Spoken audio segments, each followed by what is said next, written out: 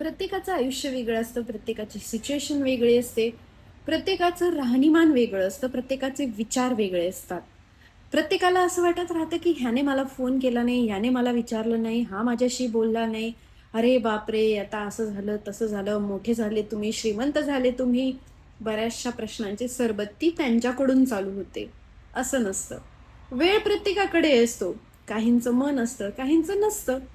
काहींची सिच्युएशन असते, काहींची नसते. आज तुम्ही खुश आहात, ती व्यक्ती दुःखी असू शकते. त्या व्यक्तीच्या आयुष्यात बऱ्याचशा गोष्टी होऊन गेलेल्या असतात. तुम्ही त्याला जज करणं थांबवा. याने मला विचारलंच नाही. सगळं जागेवर सोडून जायचंय. कोणीही कोणासाठीही येत नाही, कोणीही कोणासाठी थांबत नाही, कोणी कोणाचं आयुष्य कोणासाठी थांबवत नाही. मग हा टास्क कशासाठी की याने मला मान दिला पाहिजे, याने मला असंच केलं पाहिजे, याने माझ्याशी बोललंच पाहिजे. आता म्हणजे प्रत्येकाला असं वाटत राहतं की मी आता काय करू आणि काय नको. मी नाही जाणार समोरच्या व्यक्तीशी बोलायला. माझ्याशी बोलली नाही, माझ्याशी बोलला नाही, असं केलं नाही. का? त्याची सिच्युएशन वेगळी असू शकते. तो त्रासात असू शकतो, ती दुःखात असू शकते. तुम्ही खुश आहात म्हणजे त्या व्यक्तीने खुशच असलं पाहिजे का? प्रत्येकाला जज करणं थांबवायचं असतं.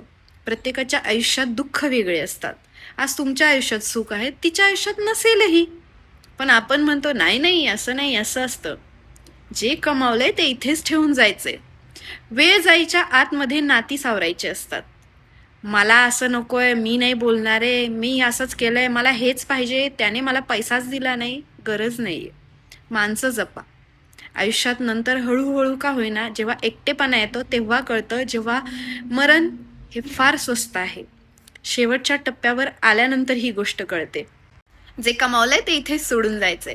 जे कमावणार आहात ते सुद्धा इथेच सोडून जायचंय. ज्या पैशांच्या जीवावर आपण उड्या मारतोय ते सुद्धा इथेच ठेवून जायचे. आजचा दिवस जगलोय म्हणजे उद्या जगू की नाही हे सुद्धा एक काय म्हणतात त्याला, ड्रीम असू शकतं, स्वप्न असू शकतं. त्यामुळे कसं आहे ना, आलेला दिवस हा प्रत्येक माणसासोबत चांगला घालवायचा असतो. मनामधले राग, किंतु, द्वेष तिथेच ठेवायचे असतात. तेव्हाच खरं लाईफ जगल्यासारखं वाटतं. कारण आजकाल लाईफचा भरोसा नाहीये आणि आपण माणसांवरती नाराज होऊन राहतो. बाकी काही नाही.